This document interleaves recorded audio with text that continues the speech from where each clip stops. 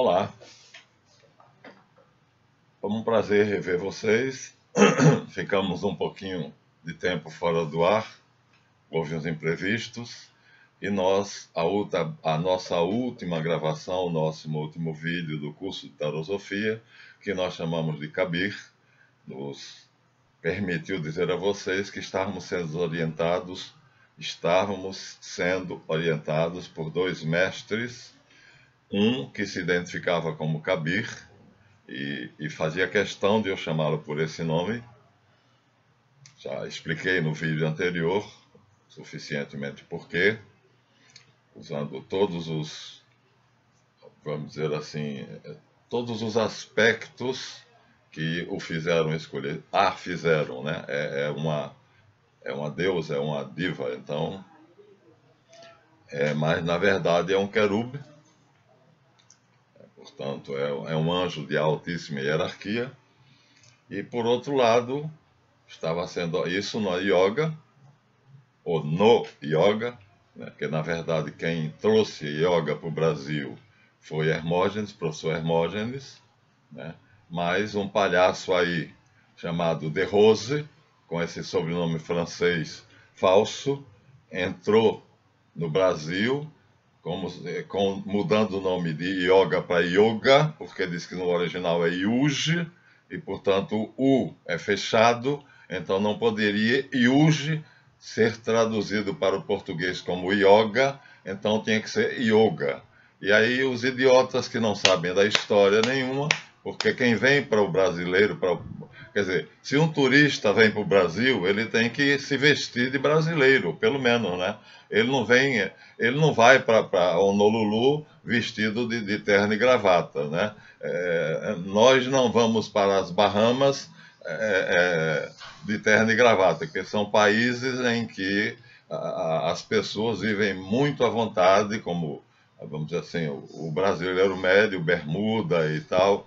Então, yuge, união, do verbo jungir em português. Na verdade, o sânscrito tem uma similitude com alguma coisa em português, então o verbo é a palavra yuge em sânscrito, então é o verbo jungir, quer dizer juntar, unir. Então, yoga quer dizer união, junção, ligação profunda e forte. Portanto, a mesma coisa que religião. Mas só que a religião supõe que você se desligou, e religou quer dizer vai se religar. A yoga não supõe isso. Então, segundo o palhaço de Rose, não se devia chamar a yoga, como o professor Hermógenes, em todos os livros que ele escreveu, inclusive no Yoga para Nervosos, que eu me recuperei de saúde graças a esse livro, orientado por Kabir, mas eu não sabia ainda, né, que é o Deva, e então estava seguindo as instruções dela através do meu subconsciente, mas nunca a vi pessoalmente. Tive a estatueta dela, já mostrei para vocês, não vou mostrar de novo, em bronze. Meu sobrinho militar me trouxe de Recife como presente, mas eu não sabia, eu só a via em sonhos, De pernas cruzadas à moda yogi, montada num tigre com 10 braços. E cada braço tem uma mão e cada mão segura alguma coisa. Era uma figura impressionante que eu já tinha encontrado em outro lugar, mas ela deixou claro que ela não era aquela outra mãe uma não tinha nada a ver com ela. Ela era de uma hierarquia muito superior. Então vamos deixar o panteão hindu, que ela disse, não precisa entrar no panteão da minha civilização, da minha cultura, simplesmente, já que você está estudando grego e hebraico, que você está fazendo uma crítica construtiva e explicando a Bíblia, então me chama de Kabir, que são as palavras, né, da palavra querube, como já mostrei para vocês. Então são as letras da mesma palavra querube, e que dá uma série de palavras misteriosas e poderosas. Então, por um lado, estava recuperando a minha saúde, praticando o yoga, como o professor Hermógenes nos ensinou, seguindo o livro dele, e orientado por ela, Kabir, e, por outro lado, estava sendo orientado por Toth. E aí, nesse vídeo, vamos continuar a orientação de Toth, vamos deixar Kabir e o yoga para outro vídeo. Nesse aqui, porque nós já começamos no vídeo passado a explicar a carta O Louco. Nós falamos que nós temos 3 nascimentos. Então a Bíblia tem um momento muito interessante que é o diálogo de Jesus Cristo com Nicodemos. Nicodemos era, na época dele, um senador da República, ou seja, um membro do Sinédrio. Os 72 membros que eram responsáveis pela religião. Então, um seria o equivalente a hoje ao prefeito para a Sagrada Congregação do Culto Divino, outro seria secretário do Papa e assim por diante. Então, esse grupo que administrava a religião, o templo e os costumes, a fé e a moral, equivaleria hoje ao Vaticano. Então, eles se chamavam o Sinédrio, né? E na época de Jesus eram extremamente corruptos, né? As brigas de Jesus com ele foram muito grandes e, na verdade, eles vinham desde Moisés. O Sinédrio foi composto por Moisés por ordem divina, mas depois terminou-se virando, Esdras terminou transformando o Sinédrio no Congresso Nacional de Brasília, um bando de pilantras em que dos 503 deputados federais, 276 são réus da Lava Jato. Agora que o Bolsonaro acabou com a Lava Jato, então não tem mais corrupto no Brasil. Segundo disse o nosso sábio presidente da República, não tem mais corrupto no Brasil.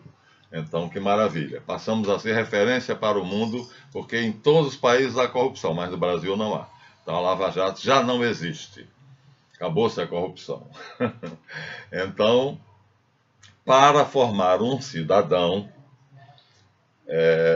Toth, Hermes Trismegisto, que vocês já conhecem o quadro e a ave, o ibis, ele pegou a sabedoria dos Atlantes, que colonizaram vários países, e um desses países foi o Egito, e a marca dos Atlantes é a pirâmide. E onde eles estiveram, deixaram a pirâmide. Seja a zigurate, a pirâmide escalonada, seja a pirâmide em ângulo reto, mas na Amazônia, se descobriu lá no interior da Amazônia, uma região onde tem muitas pirâmides, você vê que os templos hindus eles vão afilando à medida, quer dizer, por camadas, como o zigurate, mas termina o último estágio onde está o deus principal, é o bico, praticamente, do edifício. Vocês veem também que entre os incas, eles tinham pirâmides. Então, onde os atlantes foram para levar o seu ensinamento e levar o homem caído, porque nossos ancestrais, segundo eu já disse em outros vídeos, são superiores. Nós não viemos dos macacos. Isso é uma montagem vergonhosa, sem vergonha, do B.S. Leakey, que o filho dele desmoralizou, dizendo que o pai fez aquele trabalho. Então é uma construção fictícia, fácil de ser provado. Eu tenho o conhecimento suficiente para provar. Li o livro de Robert Foley, que meu filho me emprestou, e ali tem muito furo. Talvez, provavelmente, olha, uma ciência não tem talvez nem provavelmente. O que é que o Newton disse, Sir Isaac Newton, quando ele descobriu que a suposta maçã caída na cabeça dele? A matéria atrai a matéria na razão inversa do quadrado de sua distância, né? A matéria atrai a matéria na razão direta de suas massas e inversa do quadrado das distâncias. Pronto, não tem talvez, não tem supomos que, poderia ter sido. Isso não é ciência. A ciência faz afirmações e acabou. Como nós vamos ler para vocês, eu vou me permitir fazer uma leitura aqui da importância do tarô. Como foi por isso que Jung, não foi à toa que Jung se dedicou a esse estudo, e outros, Adler, Karen Horney, Eric Fromm e outros, porque se dedicaram ao tarô por causa disso, porque na verdade aqui nós temos um tarô, o tarô de White, né?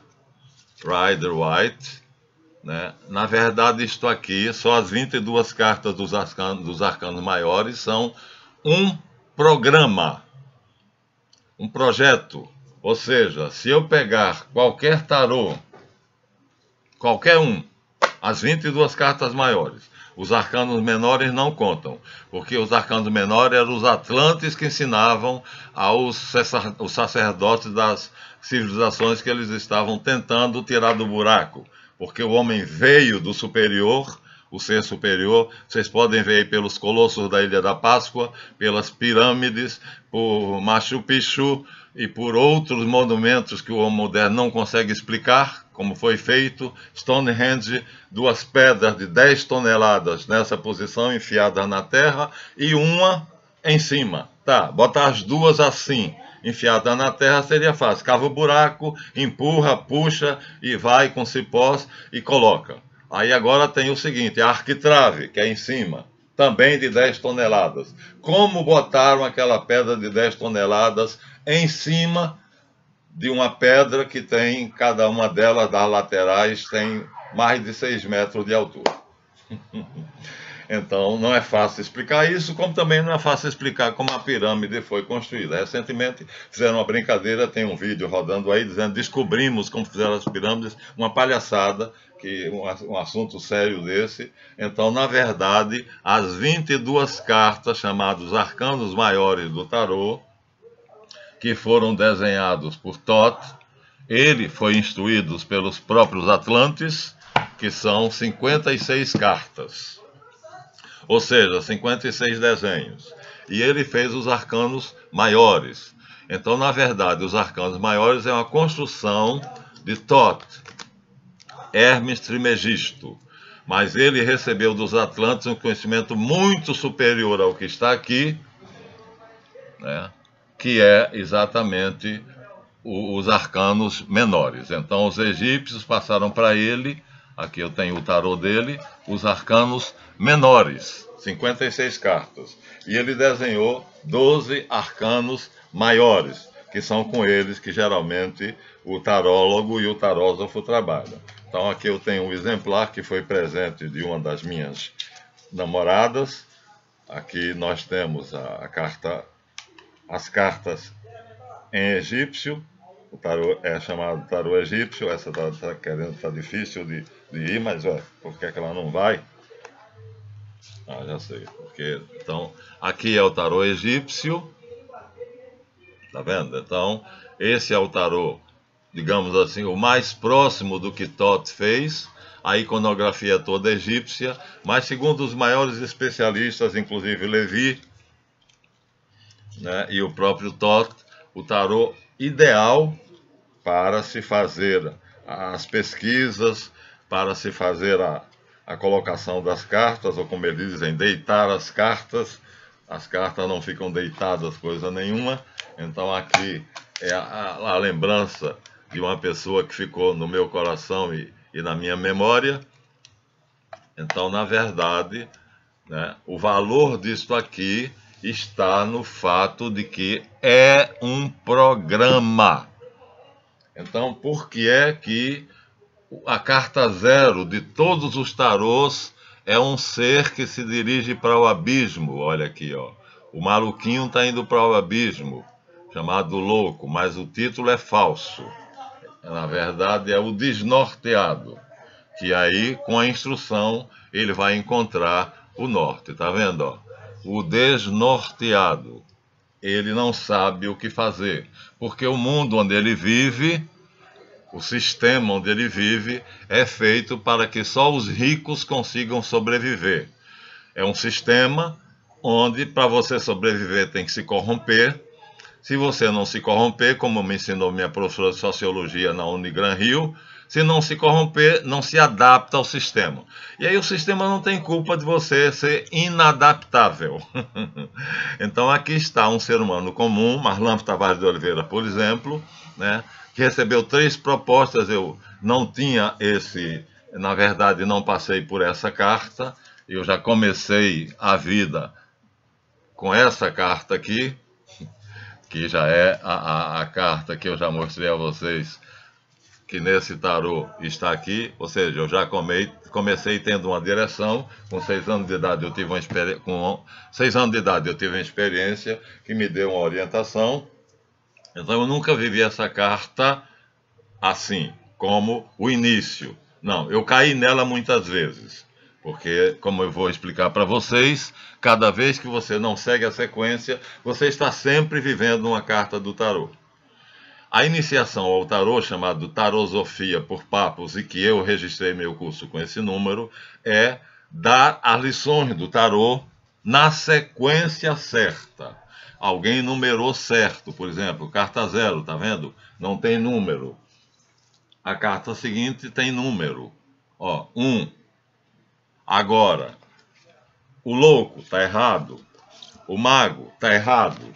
Quer dizer, então quem fez as legendas fez errado, para confundir quem não fosse assim, não tivesse esse conhecimento de boca a ouvido. Tinha que ser um segredo bem guardado que o mestre passaria para o discípulo. Então, como a multidão está desorientada, então vivemos assim, ó, caminhando cada vez mais para o abismo, né? E sem saber para onde vai. Essa bengala na mão, nós já dissemos a vocês, é o anjo da guarda. Deveria estar à frente dele, né? O anjo vai à minha frente, né, para me proteger, né?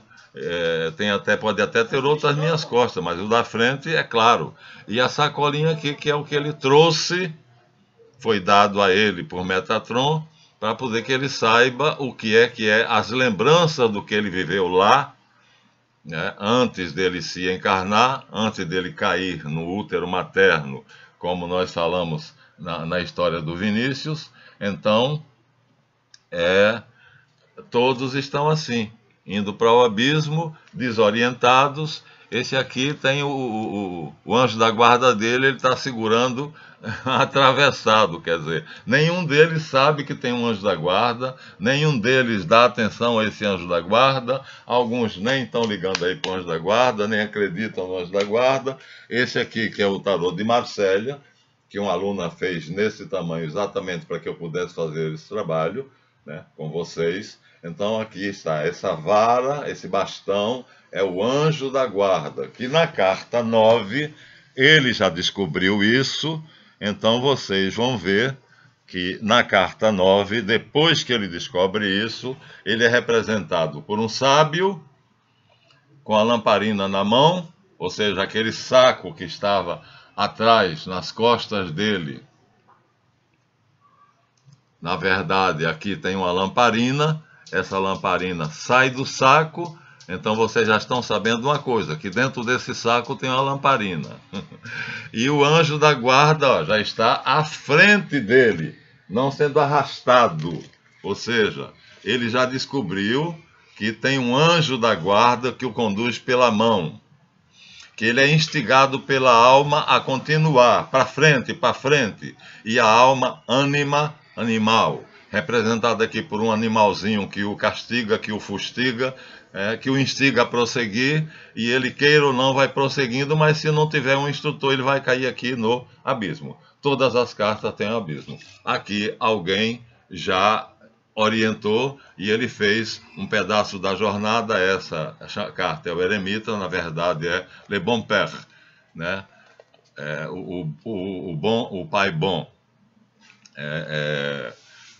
Le Savant, o sábio. Então ele já descobriu que tirou da sacola dele a lanterna para iluminar o caminho dele. O anjo da guarda dele agora está à frente, ó. Você vê que a bengala, olha a diferença. Olha a bengala do louco e olha a bengala do eremita. O eremita é a carta 9, está em algarismos romanos, mas é 9, e o louco é a carta 0. Então aqui ele não sabia que quem está segurando a mão dele é o anjo da guarda. Na hora do pulo, alguém segurando a mão dele e diz pule, e esse alguém representa o anjo da guarda. Mas aqui, ele, sem saber disso, vem arrastando a bengala que simboliza o anjo da guarda, ou seja, não está nem aí para ele, enquanto que aqui ele já descobriu que é o anjo da guarda, já descobriu que naquele pacote ele tem uma lanterna. Aqui, ó, nessa sacola tem uma lanterna, e ele já tirou a lanterna. Tua palavra, Senhor, é lâmpada para os meus passos e luz para o meu caminho, diz o salmista. Então, ele já descobriu isso, né, num salmo de Davi, lindo. A tua palavra, Senhor, lâmpada para os meus passos e luz para o meu caminho. E já descobriu: eis que eu enviarei o meu anjo adiante de ti, para que te conduza em todos os seus caminhos. Ele te conduzirá com as suas mãos, de tal modo e com tamanho cuidado, que teus pés não tropecem numa pedrinha. Imagina cair no abismo, ó. Jamais o anjo nos levará para o abismo. Então esse desorientado, exatamente por não saber que tem um anjo que o conduz, está indo para o abismo. É o desorientado. O nome, portanto, da carta não é o louco, é o desorientado. Aqui, 9 cartas à frente, ele já se tornou Le Vieil Savant, o velho sábio, ou Le Bon Père, o pai bondoso. Então agora, veja, o anjo já está na posição, ele não dá o passo sem antes tocar com o bastão no terreno para saber se é firme, aí ele pisa. Ou seja, é uma metáfora para dizer que ele só faz aquilo que for permitido pelo anjo guardião. E aqui o louco vai às escuras com a lanterna aqui dentro. Na verdade, isso aqui é um preto, não é branco. Esse horizonte à frente dele é preto, é negro, porque ele está caminhando às cegas, ele não sabe para onde vai. Então ele vai numa jornada aventuresca na direção do abismo. Nós temos aqui é a pontinha da terra por onde ele está pisando. Isso aqui é um abismo, ó. Tá vendo? Aqui tem um pedaço do branco, que na verdade seria tudo preto. Portanto, ele vai às cegas, né, no escuro, como na maçonaria se venda os olhos do candidato para dizer que ele está nas trevas. É parecido, né? A iniciação não me importa a mudança de iniciação, a linguagem simbólica muda, mas a mensagem é a mesma. Então aqui, o desorientado já se transformou 9 passos depois no velho sábio. Nós vamos fazer isso com vocês, mas ainda vamos explorar mais o desorientado. Mas aí só no próximo vídeo. Então, como nós não vamos mais ter vídeos longos, nossos vídeos serão curtos. Então eu terei pouquíssimo tempo, porque nossos vídeos serão de média de uma meia hora. Então, para vocês terem uma ideia, né, de que o que é a seriedade do tarô, quer dizer, esse maço de cartas aqui, esse é do Wyth, Oswald Wyth, né, era da Aurora Dourada, Golden Dawn. Esse aqui é do Rider White. Então eram competidores, White e Wyth. Todos os dois começavam com W, competiam. Agora veja, Dr. Jacques Monod, Prêmio Nobel de Medicina e Bioquímica de 1950, não, de 1965, ele era louco pela bioquímica, mas na época não existia, então ele estudava do jeito que ele podia. Olhem, ouçam bem a experiência que ele fez. Tomei 1 mililitro de água contendo alguns miligramas de um açúcar simples, a glicose, e também sais minerais, compreendendo os elementos essenciais que entram na composição dos constituintes químicos dos seres vivos, azoto, fósforo, enxofre, etc. Por favor, tolerem a leitura. Semeei neste meio uma bactéria da espécie Escherichia coli. Eu tive essa verme. É um monocelular, como uma ameba, é uma célula só. O ovo é a maior célula que existe. Então, se você quebrar um ovo num prato, você tem uma célula perfeitamente para você olhar à disposição. O núcleo está na gema e a clara, né, são os componentes. No espaço de 36 horas... a solução continha vários bilhões de bactérias. Uma única, que ele colocou ali, né, se multiplicou em vários bilhões em 36 horas. constatei que mais ou menos 40% do açúcar foi convertido em novas células, ao passo que o resto foi oxidado em CO2 e H2O, quer dizer, carbono e água. Efetuando toda a experiência, medindo um calorímetro, a água deveria ter aquecido. Ele mediu antes de fazer a operação e todo o trabalho gera energia e toda energia gera calor. Então ele mediu a água, o mililitro de água antes da experiência e viu qual era o calor. E aqui mediu de novo no calorímetro e não houve nenhum micro de aquecimento na água. Olhem bem, isso para a física é importantíssimo. Podemos determinar o balanço termodinâmico da operação, ou seja, o calor da operação, e constatar que, como no caso da cristalização, a entropia do conjunto do sistema, bactérias mais meio, aumentou um pouco mais que o mínimo prescrito pelo segundo princípio da termodinâmica. Quer dizer, foi um aumento de calor tão pequeno que o medidor não mediu. Era, vamos dizer assim, praticamente nada. Então o calorímetro não mediu. A água, vamos dizer assim, de maneira prática, científica, objetiva, metódica, não aqueceu. Deveria ter aquecido porque uma bactéria se transformou em bilhões, vários bilhões. Então, assim, ao passo que a estrutura extremamente complexa que a célula bacteriana representa foi não apenas conservada, quer dizer, ela se manteve íntegra, mas multiplicada vários bilhões de vezes, sem que a dívida termodinâmica que correspondia à operação fosse desregulada, ou seja, ela não infringiu os princípios da termodinâmica. Ou seja, não houve aquecimento da água, nem um milímetro, nem um micra. A água não aqueceu, mas o trabalho que se faz sempre despende mais energia do que resultado. Quer dizer, se eu for levantar essa mesa onde está o computador, eu farei um esforço para levantar a mesa. Levantarei a mesa, mas os meus músculos registrarão um esforço maior do que o que a mesa necessitava para ser levantado. Ou seja, o esforço despendido para realizar o trabalho é, na verdade, sempre maior do que o necessário, para que eu tenha certeza que vou fazer aquilo. Entendeu? Então, sobra energia. E energia dentro do meio líquido, então aqueceria a água. E por isso ele fez isso aqui em uma água. Só que a célula bacteriana, em sua estrutura extremamente complexa, conservou-se íntegra, multiplicou-se vários bilhões de vezes. E a dívida termodinâmica que correspondia à operação foi devidamente regulada.